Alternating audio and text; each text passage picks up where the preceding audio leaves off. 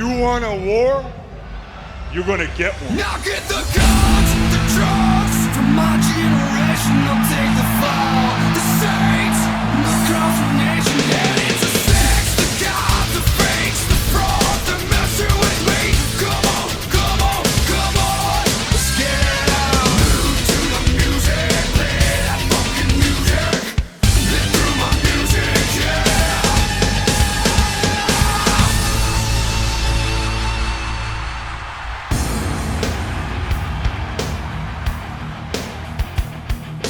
Welcome back to Reliving the... Shut up. Welcome. Shut up. Alright. Raw comes from Chattanooga, Tennessee tonight, while Nitro's live from Evansville, Indiana. We're back on track this week with a full 3-hour episode of Nitro, so let's take a look at Nitro's first hour before comparing each show head to head. Thanks for coming over to watch another episode. Let's see what happened on the 25th of May, 1998. The first 10 minutes of Nitro spent recapping last week's show in the last episode of WCW Thunder. The Giant tried to recruit Lex Luger into the NWO. The big man explained that Sting's all good with the black and white and Lex should join up along with his old buddy, but Lex spat in the Giant's face instead. Turns out it was the fake Sting who Giant was talking about, so the real Sting still hasn't joined the NWO. Tonight, Luger and Sting take on Giant and the fake Sting in the Nitro main event. Raven walks out with his Riot Squad to cut a promo. He wants to address someone he despises and someone he loves. First, Mortis. Mortis has tried to embarrass Raven ever since he was refused entry into the flock on Thunder a few months back, so Raven says he's gonna be Mortis's guide through agony's bleak path. Sounds lovely. Raven then wants to talk about Saturn. These two have been friends since childhood. Raven would drive Saturn to school when Perry was broke, and he helped Saturn get over his ex-girlfriend, Big Sheila. You, Big Sheila. So, what about Raven? Raven says his friendship with Perry means everything and he'll happily disband the whole flock just to get Saturn back at his side. Raven then tells Horace, Lodi and Smackhead Kidman that they're fired. Lodi gets even flowed when he questions Raven's harsh actions, and the promo ends with Raven asking Saturn to just come back. Glacier says he was given a load of hype before his debut and a grand entrance every week afterwards because he's that good. Seriously. He then says he invented the cryonic kick and Saturn came along and stole it. Glacier then says, and I quote, "Come on Saturn, look at you, look at the way you dress, the way you carry yourself. Mate, have you seen the way you dress recently? People in glass houses shouldn't throw snowballs, you silly big chilly chode." Glacier wants a piece of Saturn, and that match happens right after Fit Finlay defeats resident WCW Nitro jobber Mike Enos. I know, he was a Beverly brother, but I don't care. He's still a WCW jobber, and he always has been. Look at this power slam right here. Good job, man. Awesome. Well done. Frosty Balls then came down to get his ass kicked by Saturn. Perry showed Glacier that whatever he could do, Perry could do better, or more or less the same. The two sweep each other, they both perform hook kicks. The two then play a game of kick or be kicking after Glacier performs a big boot, but Saturn shows Glacier who's boss with a kick combo in the corner. Raven shows up as Saturn performs an exploder suplex in the ring, and just as Glacier gets the knees up when Perry comes off the top rope, we see Van Hammer attacking Raven on the entranceway. There's a bit of a mess up when Hammer takes the cryonic kick. Not sure what was supposed to happen here, but the match comes to an end with Saturn performing the Death Valley Driver on Frosty Balls. Raven hits the even flow on Van Hammer, but Saturn doesn't care. Perry walks away from Raven without saying a word. The Giant then gets in the ring for a promo and he challenges Kevin Nash to walk down for a fight. Giant wants Konnan and the Macho Man left in the back even though Brian Adams and Vincent are here with the big man. But still, Nash walks down and he says there's nothing he'd like more tonight than to take out 3 Hulk Hogan fluff boys. So Nash gets in, he takes out Adams and Vincent, but when all 3 guys get their act together, there's really nothing Big Sexy can do. Lex Luger runs down to the ring along with Konnan. The commentators can't believe it. Lex takes out the Giant with a chair shot just before the other members of the NWO Wolfpac arrive, and Nash definitely approves of Lex helping out. Konnan offers his Wolfpac shirt to Lex. The crowd are going crazy as Lex contemplates it. He then puts the shirt on to a massive pop, and the total package has now become a member of NWO Wolfpac. People kind of dismiss Luger in the Wolfpac and they say he wasn't a good fit, but as we all know after watching this all back, Lex was doing absolutely nothing anyway, so joining the Wolfpac at least gave him something to do. At the same time though, I guess WCW could have came up with an angle for Lex that didn't involve the NWO at all. Vince McMahon cuts a promo to kick off this week's episode of Raw. Nitro counters with copious amounts of jam. It's El Dandy versus Chris Jericho. Vince says last week was awesome. It was a monumental and glorious Monday night when Vinnie Mac took out Steve Austin with a chair. But Monday will pale in comparison to Over the Edge this Sunday when Briscoe and Patterson ring the bell and announce a new WWF champion. And Vince just can't wait to usher in a new era when he counts Austin's shoulders to the mat. The glass shatters, the rattlesnake makes his way to the ring, and Austin says Vince has just proven himself to be the world's dumbest SOB. Vince just said he attacked Stone Cold last week and he admitted that fact in front of these police officers right here. That's assault, and seeing as Vince admitted it, then Austin thinks Vince McMahon should be arrested right now. Vince says it was just a figure of speech and he thinks his name alone should absolve him from any wrongdoing. But the cops arrest the chairman and Austin wants the boys to give Vinnie Mac a good old frisking. The crowd absolutely love this and they get another reason to cheer when Patterson and Briscoe shove the officers. Austin says that's obstruction of the law, so the Stooges get cuffed too. The Three Musketeers are going to get put in jail and Austin wants to celebrate. So he pulls out a Steve Weiser and he decides he's not going to drink it, he's going to kick Vince and pour the beer all over his head. The cops in Chattanooga think this is absolutely fine. A great way to kick off Raw, and there's more to come from Stone Cold and Vince McMahon. On Nitro, Chris Jericho holds up a sign that says he's a conspiracy victim. He's in a bad mood tonight too, and he takes it out on Jam Master Dandy right at the opening bell. Dandy, being the serious professional he is, slaps Jericho across the face and he manages to catch Jericho with a magistral cradle, but Chris kicks out. Dandy goes upstairs, Jericho says, "Not today, good sir." We see the Lion Tamer and Chris wins via tap out. Chris reiterates after the match that he's a victim of a conspiracy that's left him without the Cruiserweight belt. So Jericho wants James J. Bebe Dillon to put down the hot dog and pizza backstage and get out to the ring right now so this can get sorted out.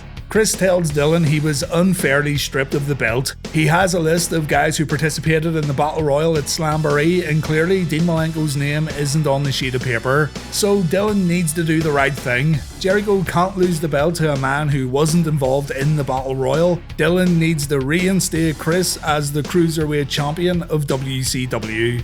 Dillon says due to the nature of the Battle Royal challenge, it was impossible for Chris to clear his opponents. Jericho also relished in the fact that the winner of the Battle Royal would have to fight 14 guys before facing Jericho, so there's no overruling. The belt stays on Dean Malenko. However, if Jericho can show some sort of evidence, some sort of precedent that would force Dillon to overrule the decision, then he might just consider it. For now though, that Cruiserweight belt stays on Dean Malenko. Jericho doesn't know how to react. He's angry, he's sad, he then begs Dillon to reconsider. The Lionheart has completely lost it. DOA versus LOD and a mystery partner next on Raw. Hooray. On Nitro, we've got Konnan versus Parka. So, who's the LOD's mystery partner tonight? Hawk says he's from the south side of Chicago and his name is Puke. Darren Drozdov makes his Raw debut here. He's teaming up with Hawk and Animal. And Jim Ross explains he's named Puke because he used to regurgitate often while playing for the Denver Broncos. The thing is, none of the fans in the audience know that, so God knows what everyone was thinking when this rando started dry heaving before getting into the ring. Maybe they thought he was nervous. So there'll be no switcheroo in this match, hopefully, as things get underway. Animal takes out a baldy backer Michael Lacker with a shoulder block before tagging in Puke. Drozdov arm drags Chains before landing a drop kick followed by another arm drag. He then tags in Hawk, and Hawk has a tough time at first dealing with all three members of the DOA, but a few clotheslines give him a chance to catch his breath and eventually tag out. Drozdov tags in, the match then breaks down with all 6 men in the ring, but it settles the draws and chains. Darren performs a jumping back elbow followed by a jumping clothesline, and he ends up winning the match with a sit-down powerbomb. Not a bad debut here for Droz at all, with his association with LOD 2000 being both a blessing and a curse really when you think about it in hindsight, but there you go, all the LOD needed was a random newcomer to help them out. Michael Cole announces an LOD 2000 vs DOA match for Over the Edge, the absolute nerve of WWF to book that match again for pay-per-view. Backstage, Vince McMahon tells the officers his lawyer's name is Jerry McDivitt, but the cops couldn't care less. Austin's having a great time watching McMahon, Briscoe and Patterson getting thrown into the cop car, and he reminds the lads of their final destination tonight. They're going straight to jail.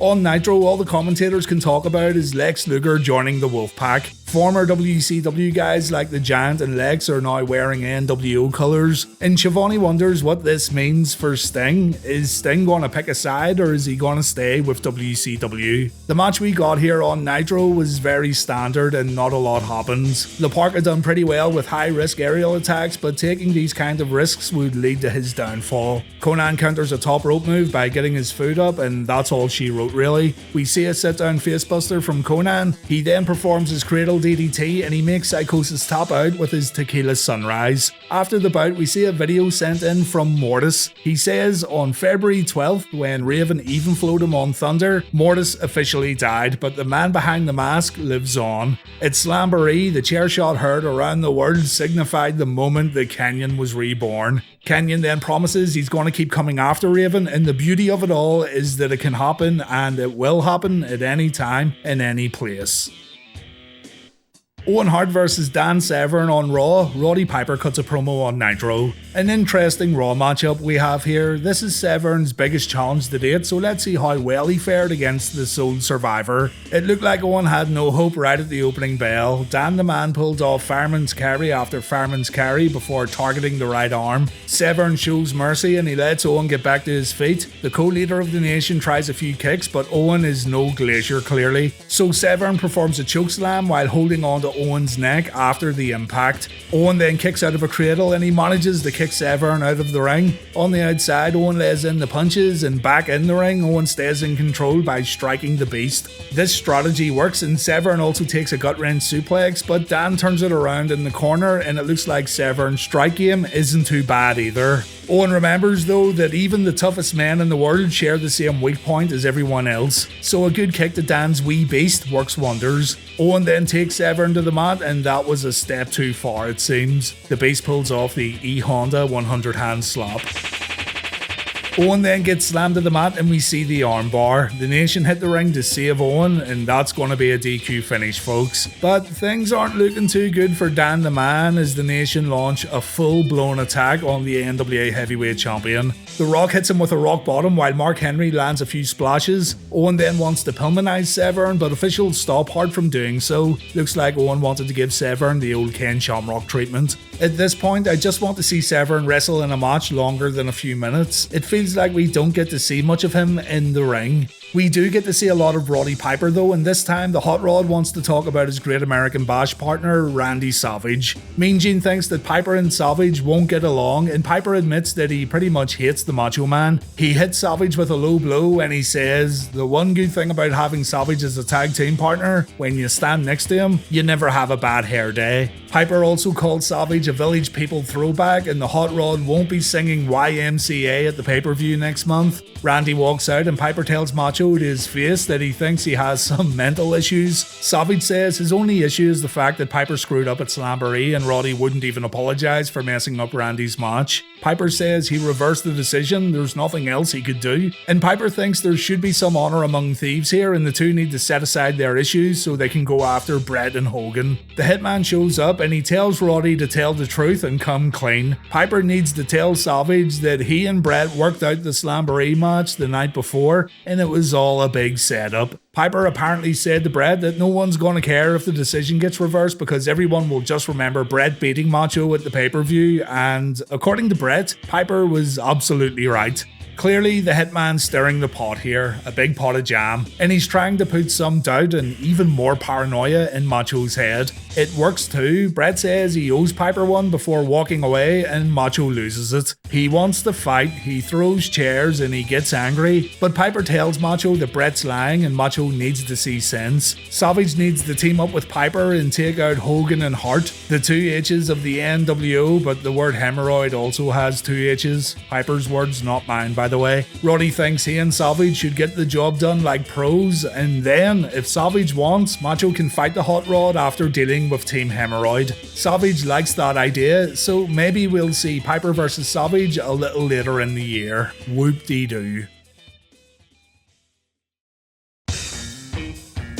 The The Jackyl cuts a promo next on Raw, while Billy Kidman takes on Juventud Guerrera on Nitro. So, the Jackyl walks to the ring with two bozos from the Hard Stern show, Crackhead Bob and Hank the Angry Drunken Dwarf. I had no interest in Hard Stern, so I have no idea who these two are, but I'm sure you'll all enlighten me in the comments. Sounds like WWF are going to do a bit of exploiting here on Raw when Jackyl says these guys have heard every insult under the sun. They've been laughed at one too many times though, and they've had enough. Hank was voted the world's most beautiful human being as a joke in People's Magazine, and when explaining how that made him feel, he drops the F-bomb 3 times and the crowd boos. They totally missed the mark with that one. Jackyl says it's the people's fault that Bob's a crackhead, and Bob says he's not going to take it anymore. You know, I'm not sure if this would have been amusing back in 1998 because I don't know anything about these guys, but at face value it comes off pretty bad. There's more people in the Jackyl's parade of human oddities though. Luna Vachon, Golga and Jan Silva. Golga was John Tenta of course, and Jan Silva was a former pro basketball player in Brazil. Jackyl says the oddities didn't have hope before, but now they've got the Jackyl, and we're going to see what Golga's capable of when he takes on Headbanger Thrasher. Jackyl explains that Golga has a cranial facial disorder and he wears that mask to cover up his face. There's absolutely no covering up the fact though that this is Big John Tenta. When he starts wrestling, you can tell right away from his moves and the way he sells. Golga wins with a power slam. Jan Silva attacks Headbanger Mosh and the referee after the bout. And hey, at least it's more interesting than the Truth Commission. As a matter of fact, it's a million times more interesting than the Truth Commission. Stone Cold's still backstage having a great old time as Mr. McMahon and the lads sit in the cop car. Vince is clearly irate, but Austin's absolutely loving it. Gonna be honest, I went into this Juvi vs Kidman match expecting a few mistakes from Guerrera, but there wasn't a single problem with this match at all. As a matter of fact, it was an excellent TV match and probably the best bout this week. The two engage in some slop action after the initial lockups, but Juvi's first to go down after a sit-out spinebuster. Smackhead gets a bit nasty when he chokes Juvi on the mat, but Guerrera fires back with a sweet clothesline that gets a good pop. Kidman then gets his sexy chest exposed, and even though he's a dirty smackhead, the ladies seem to like it. Juventud pulls off a head scissor takedown next that again looked awesome, and a dive over the top rope kept the fans very much engaged in the match. They were very, very loud for this one. A sit-out facebuster back in the ring slows Guerrera down as the commentators wonder if Kidman's still a member of the flock. Remember, Raven fired him earlier on, but Raven says a lot of things that he doesn't mean, unfortunately. After kicking out of a sunset flip, Kidman dropkicks Juvi into purgatory, and while Juvi's still stuck in limbo, he finds his chin getting locked pretty hard. Guerrera tries to swim back to reality as he lays in a few chops, but Billy Boy puts Juvi right back into an existential crisis by hitting a thunderous clothesline. We see Kidman's vaulting leg drop from the apron, but Guerrera keeps kicking out. Juvi wakes up and he puts Smackhead down with a hook clothesline. Kidman replies with a power slam, and Mike Enos took notes right here. Juvi counters a reverse suplex attempt and he capitalizes with a spinning wheel kick from the top rope, but Kidman isn't going to lose that easily. Billy Boy gives it one more go. He lays in a few forearms before pulling off a German suplex. He goes to the top rope, but Guerrera catches him with a drop kick. We then see the Juvi driver, and Juventud Guerrera wins with the 450 splash. No exaggeration, this was the best Nitro match I've watched in a long time, and it's a match that goes completely under the radar. Look this one up and give it a watch. I guarantee you'll enjoy it. Double J vs Vader on Raw, plus a Vince McMahon promo. On Nitro, Eddie Guerrero scheduled to take on Ultimo Dragon. I didn't mention this, but on Raw there's been a few Al Snow spottings in the audience. Maybe he's still looking for that meeting with Mr. McMahon. Sweet T Lee tries to swat Vader away with his hat, but he quickly realizes that Vader isn't a pesky little bug. He's a mountain of a man who wants to wreck Jeff Jarrett's stupid face. That clothesline ought to do it right there. Jarrett gets slammed to the canvas and Vader pulls off a splash. Tennessee Bruce Lee distracts the referee though when Vader goes for the pin, but this just leads to a prolonged ass kicking from Vader. Jarrett takes a powerbomb in the middle of the ring, but once again Tennessee Stan Lee distracts the referee and Vader's had enough. He goes over to take out Double J's manager, but this just gives Jarrett a chance to cheap shot the big man. Jeff then targets the left knee and this keeps Vader grounded for a bit. The Double J strut just annoys the Mastodon though, so he gets his act together and a clothesline puts Jarrett in his place. Vader then hits a middle rope splash. It should be all over, but then Kane shows up and it's another DQ finish on Raw.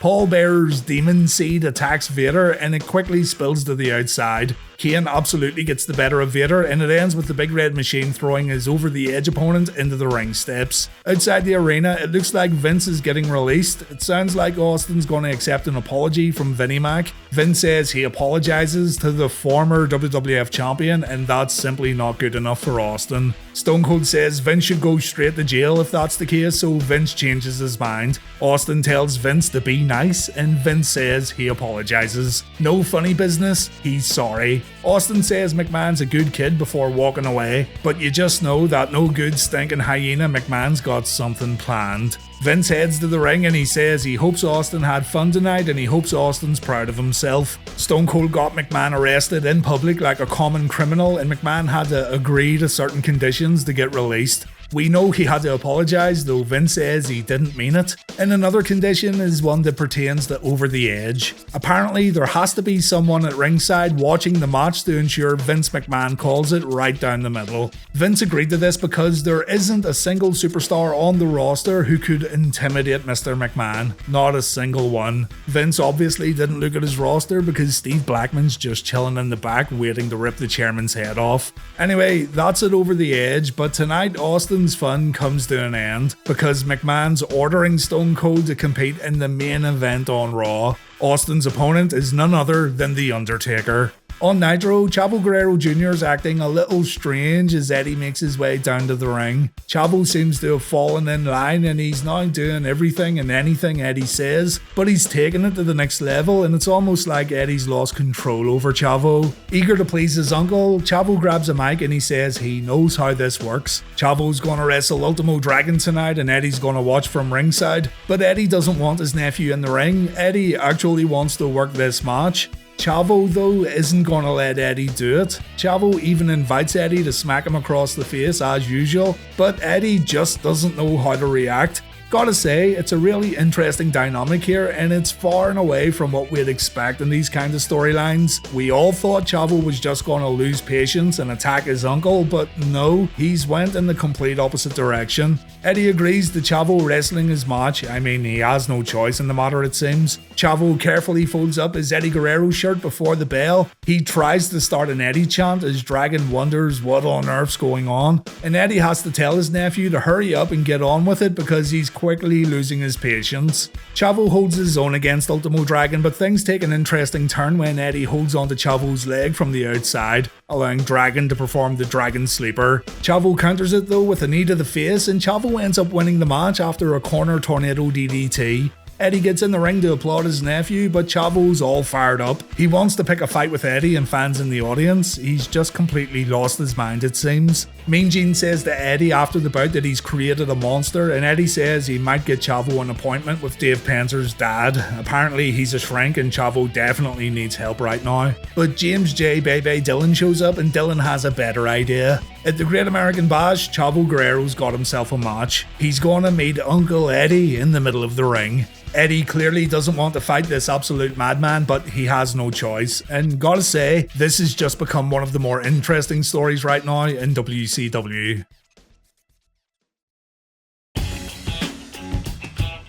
Over on Raw, DX are preparing for another mission. Operation DX continues. Hunter says there's some hot angles on Raw tonight, so this one's going to be a bit more condensed. Someone's going to fly a plane tonight, and it's not going to be Pontius Pilot Road Dogg here. No, it's going to be Triple H. We don't know where Hunter's going to fly to, but we'll find out a little later on. Jim Ross announces a Triple H vs Rock match for Raw tonight, but the commentators get interrupted by Al Snow. Al grabs Jerry Lawler, and of course he wants to know where Vince is. Lawler says Snow sat right next to Vince last week, and it's not the King's fault that Al didn't realise it. As far as the King sees it, Mr. Snow's already had his meeting with Vinnie Mac. We have Taka Michinoku vs Dick Togo next on Raw. On Nitro, Lenny Lane takes on Dean Malenko. Togo strikes first over on Raw, but it isn't long before he's on the outside and Taka performs his springboard crossbody. Always good to see. He goes to the well one too many times and Togo catches Taka out with a dropkick. Togo pulls off a somersault senton from the apron and back in the ring he lands a low blow and a Pele kick. And then we see a devastating nerve pinch from Mr. Togo. This guy's slowly becoming my favourite wrestler of all time. We then see a moonsault from Togo and then Taka gets wrecked when he tries a tornado DDT. Togo signals for the end, but he ends up getting caught out with a Hurricane Rana, so Taka Michinoku wins a pretty good match on Raw. Kantai then launch an attack. Apparently Bradshaw's not here this week. Taka takes a Fisherman Buster from Teo, a powerbomb from Funaki, and Togo gets revenge by hitting Michinoku with a senton bomb.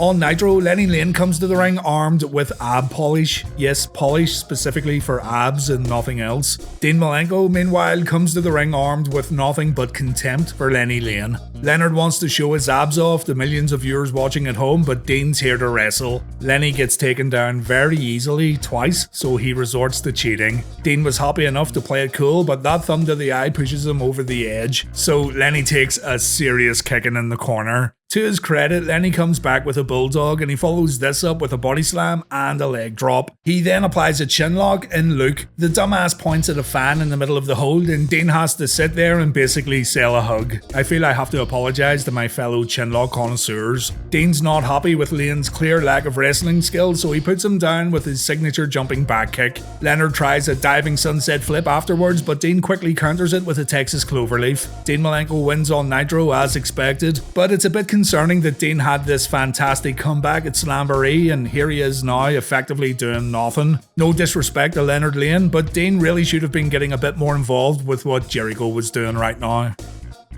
Marvelous Marc Mero versus Farouk on Raw, and on Nitro, Goldberg takes on Johnny Attitude. So you look at Johnny Attitude here and you'll think two things. One, he's a Goldberg clone, and two, the name Attitude's a clear shot at WWF. Well, Johnny Attitude was Attitude long before WWF coined the phrase, so no, his name wasn't a shot at the competition. He absolutely is a Goldberg clone, but he only became a Goldberg clone for this match on Nitro. He shaved his head and started acting like Goldberg here so the real Goldberg could basically kick his ass. He tries to spear Goldberg right at the beginning of the match, but that doesn't work out too well. Attitude then takes a gorilla press slam, Goldberg punches Johnny's head in, and the clone takes a few knees to the gut. We then see Mr. Attitude get speared out of his boots, and Goldberg even takes a little walk while performing the jackhammer. Destruction from Billy Boy Goldberg. Unreal. The commentators say this is 90-0. On the May 23rd episode of Worldwide, Goldberg defeated Bobby Blaze, and he had no other matches last week, not including his Nitro match against Glacier, which I watched about 20 times. So Goldberg is actually at 86-0 following this victory over Johnny Attitude.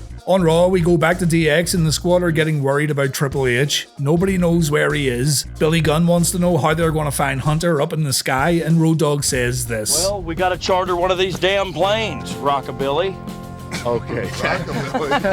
Marc Mero takes on Farouk next, and Mark shows off his ironclad, probably illegal slave contract that states Mrs. Mero has to do whatever he says. Sable gets sent to the outside after aggressively removing Mero's robe. Farouk makes his way to the ring, and you know the drill. Mero's gonna fight dirty in this one, while Sable complains to the referee like the little snitch she is. It goes to the outside where Mero uses his wife as a human shield. He then gives Sable a hard time when it gets back inside the ring, and Sable just can't help herself. She gets on the apron to complain, and this leads to Mark taking a clothesline. Mero loses again on Raw, so Sable's becoming more of a liability rather than an asset. Farouk leaves the ring to get prepared for his big match at Over the Edge against The Rock. And speaking of Over the Edge, Mero has a challenge for Sable. If Sable can find a superstar who can beat Mark at the pay-per-view without Sable's help, then Mark will tear up the contract and Sable's free to do whatever and whomever she pleases. If Mark wins though, Sable has to leave WWF forever. Wait. He has a contract that means Sable has to do whatever he says. Why doesn't he just use the contract to keep Sable at home?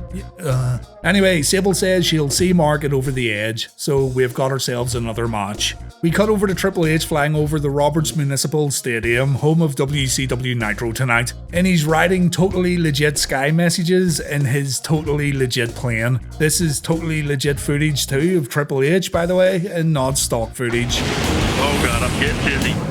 Oh. Where's the bark bag? Triple H even launches a missile at WCW Nitro. A bit excessive maybe, but the message was clearly sent.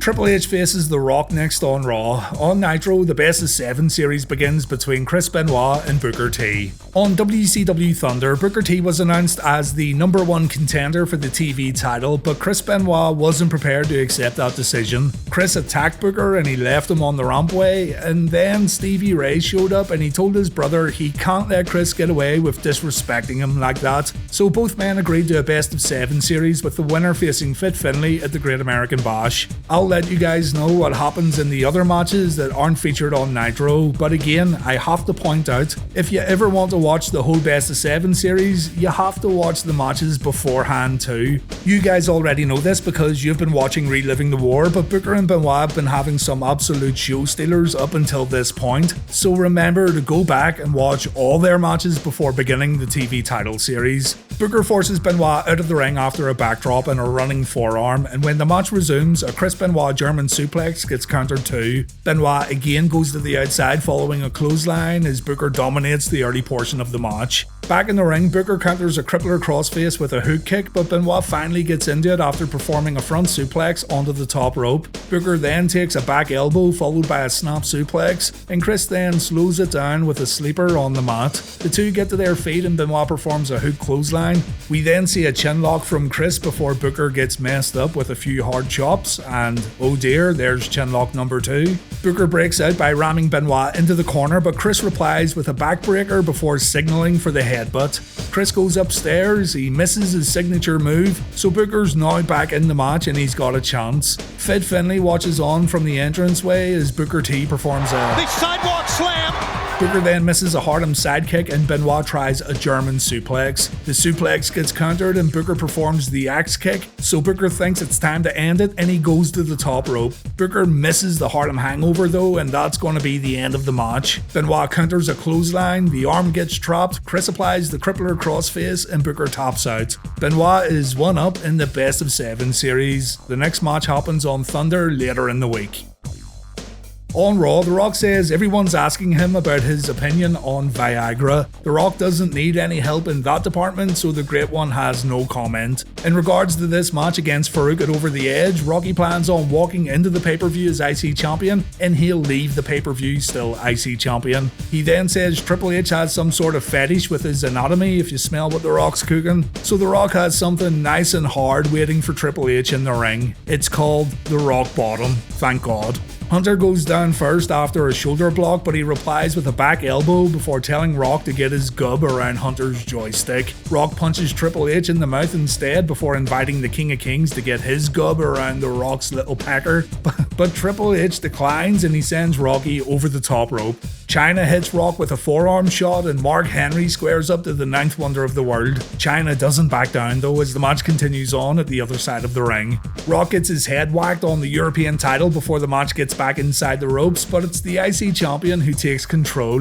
Chyna then messes up by distracting the referee and giving Rocky a chance to nail Hunter with the Intercontinental Championship, but she makes up for it by breaking up Rock's pin attempt immediately afterwards. Undeterred, the IC champion performs the People's Elbow, Triple H kicks out, and Hunter's able to come back with his face crusher knee smash followed by a jumping clothesline. Chyna then hits Rocky with Triple H's European title, but Raw kicks out of Triple H's cover, and from here the two trade offense when Triple H performs his knee drop and Rock pulls off a swinging neckbreaker. Just when you start getting into this one though, it comes to an abrupt end. Rock throws Triple H out of the ring when Hunter goes for a pedigree. Mark Henry attacks Hunter, so Chyna whacks Henry across the back with a steel chair. Rock goes out to attack Hunter, and the referee calls for the bell. It's a double countout. Not a great way to end the match, but there is a ton of potential here with future Rock and Hunter matches. Compare this to any of their 1997 encounters and you can see a really big difference. Farouk shows up and he plants Rocky with a pile driver on the stage and Rock sells it brilliantly.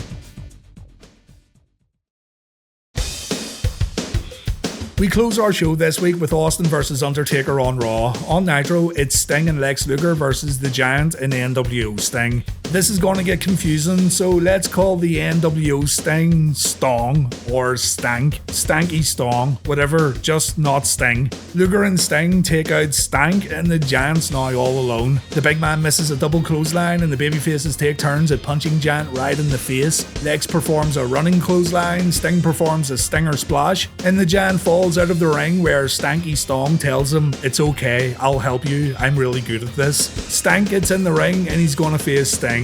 Stong performs a back elbow and Sting replies with a clothesline. Flexi Lexi gets tagged in and he hits an inverted atomic drop followed by two clotheslines and a bionic forearm. Even Tony Schiavone says here that the bogus Sting is absolutely no match for the total package. Lex gets thrown out of the ring though, and this lets the Giant hit a big boot. Stanky Stong body slams Lex and he performs a few elbow drops before the big man comes back in. Giant destroys Luger while Sting tries to rally the fans, but cheers alone won't help the total package. A spicy hot tag might do the job though, and that's exactly what happens when Stank misses a Stonger splash. The real Sting gets in the ring and we see the real Stinger splash. Sting then performs the Scorpion Death Drop, and that's the end of our main event. The babyfaces win. The NWO Wolfpac walk down to the ring following the match, and Lex joins his boys to celebrate the big victory. The red and black NWO have a gift for Sting though, and the crowd pops when Nash holds up a Wolfpac shirt. Sting's a little reluctant at first as he goes to make his exit, but he has second thoughts and he gets back in the ring. The crowd roars as Lex throws Sting the shirt, but Nitro then fades to black. Sting hasn't joined the NWO Wolfpac, but he's definitely considering it.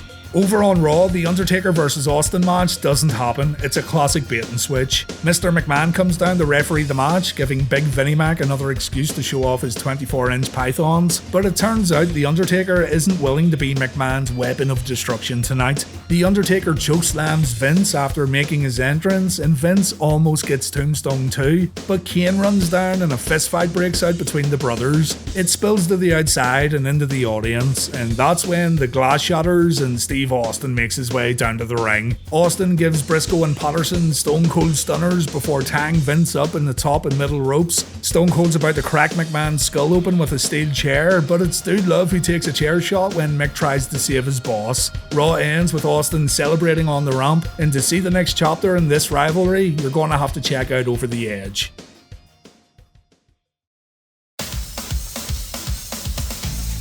Nitro wins Reliving the War this week. Hoovy versus Kidman, Booker versus Benoit, Chavo losing his mind, and the uncertainty around Sting's decision were all very entertaining aspects of the WCW show, and the overall pace of Nitro was excellent. Raw had its moments too. I enjoyed the light heavyweight match, and the Austin versus McMahon stuff was great as always, but Nitro was better than Raw, in my opinion. Nitro now has 56 points on our leaderboard, Raw has 64, and we've got 15 ties. In the TV ratings, both shows scored a 4.2. Next up, we have Over the Edge 1998, where Stone Cold meets Dude Love one more time. Watch it quick because it will get removed by YouTube. It's not guaranteed at this point that I'll have to work on getting it back online, but if you want to make sure you see it before the next episode of Reliving the War, then watch it ASAP. You can also see it early and guarantee no nonsense from YouTube by signing up over on Patreon, where you'll also be supporting me, the series, and the channel in general. Thanks for watching, guys, and take care.